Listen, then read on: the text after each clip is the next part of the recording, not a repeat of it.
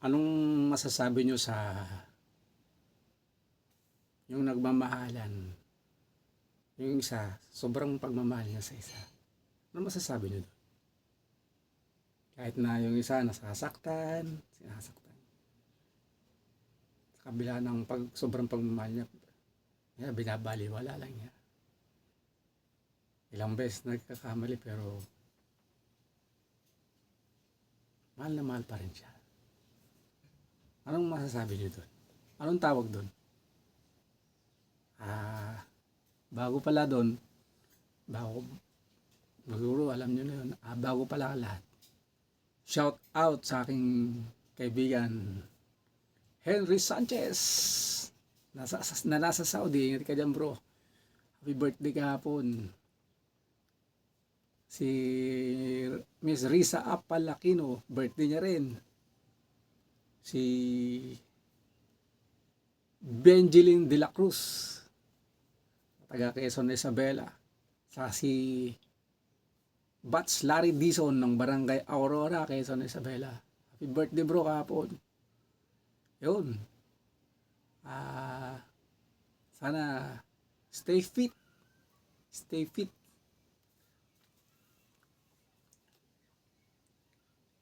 Ang tawag doon, pag sobrang mahal na mahal mo yung isang tao, pero yung minamahal mo parang baliwala lang sa kanya.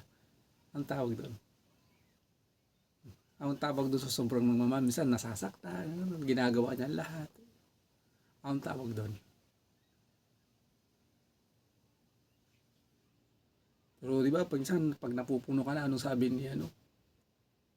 Pag action naman, pag sobra naman, pag mukhang violente, pag action naman, anong sabi ni Fernando po? Kapag puno ng sulog, kakalasin kita.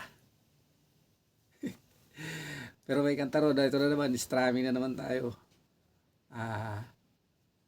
Sa aming mga Ilocano, mayroong kantang ganun Martir a Puso. Pero title ng kantang yun, Dita Dennam Awan Nagbasulak. Dita Dennam Awan Nagbasulak, Impay kumet amin pagragsakan, ngamenyat insubad mo, natamlain to'y puso, di mo inilala na puno nga ayat ko. Karin kanya inka tinalikudan, Martir a Puso na ikalan, anya pa'y ti serbira, napatay alangen-langen ka, awan amok anak ka basulaken ka.